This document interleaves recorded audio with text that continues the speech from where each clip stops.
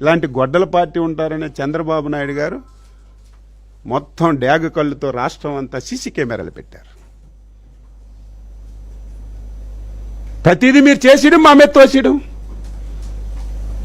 గుడ్డ కాల్చి మా మీద పడేయడం, ప్రతిదీ అంతే. ఇక నుంచి నువ్వు తప్పించుకోలేవు. ఇది తప్పించుకోవాలని ప్రయత్నం చేశావు. వెంటనే ఎస్పీ గారు సీసీ కెమెరాలు మొత్తం చూశారు.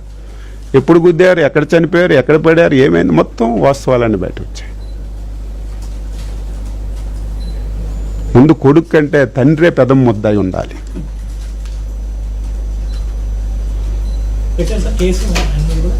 నేను దాని జోలికి పోవాలి. చట్టం తన పని చేసుకుపోతుంది. చట్టం తన చనిపో దీనికి ఆన్సర్ చేయమంటున్నాను.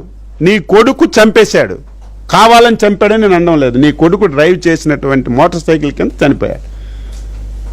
నువ్వు పొలిటీషియను, మొన్నటి వరకు మంత్రి చేశావు, నీకు చట్టం తెలుసు.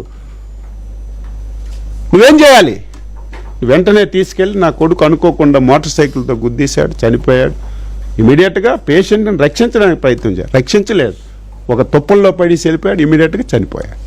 వీళ్ళు మా గురించి మాట్లాడుతున్నారు, బాధ్యతాయుతమైనటువంటి ఈ ప్రభుత్వం గురించి మాట్లాడుతున్నారు, చంద్రబాబు నాయుడు గురించి మాట్లాడుతున్నారు. మేము పలకరించిన వాళ్ళమైన మాట. నీకు సిగ్గుందా?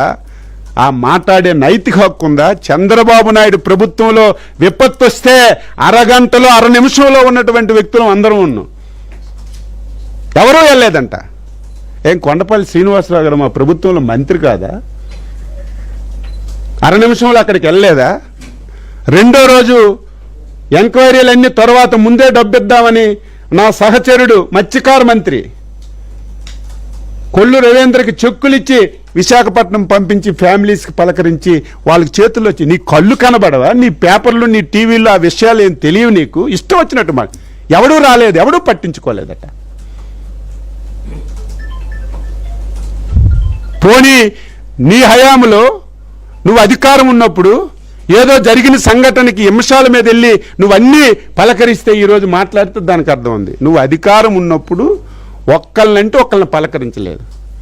ప్రతిపక్షంలో ఉన్నప్పుడు రాజకీయం చేయడానికి నువ్వు ప్రయత్నం చేస్తున్నావు. నిన్ను విడిచిపెట్టం. ప్రతిదీ వాస్తవాలు చెప్తావు. నేను చెప్పింది ఈరోజు వాస్తవం అవునా కాదా? నీ హయాంలో నువ్వెవరికైనా డబ్బులు ఇచ్చావా? నీ హయాంలో చనిపోతే ఎవరికైనా నువ్వు పలకరించావా? నేవీ ఉంది, కోస్ట్ గార్డ్ ఉంది, హెలికాప్టర్లు ఉన్నారు, ఇవన్నీ ఉన్నాయి. కనీసం వాళ్ళు ఏ ప్రాంతంలో ఉన్నారో తెలిస్తే అక్కడ గాలిస్తారు. మనం ఫ్యామిలీస్ కడుక్కొని వాళ్ళ దారి తెలుసుకొని అన్ని ప్రయత్నాలు చేసినప్పటికి కూడా మనం రక్షించుకోవాలి. ఇప్పటికీ కనిపించడం లేదు. ఇటువంటి సౌకుబారు విషయాలు ఎవరు నమ్మే పరిస్థితి లేదు. నీకొక ఛాలెంజ్ చేస్తున్నాను. నువ్వు నేనే కూర్చుందాం. ఇదేదో వీధి పోరాటాలు కాదు. లేకపోతే ఫోన్లో ఆన్లైన్ రా, మధ్యలో ఒక విలేకరు పెట్టు. ఏదో రోడ్డు మీదకి వచ్చి ఛాలెంజ్ చేసుకోవడం నాకు ఇష్టం లేదు. అభివృద్ధి గురించి చెప్పాలి, చేసినవి చెప్పుకోవడం మా ధర్మం.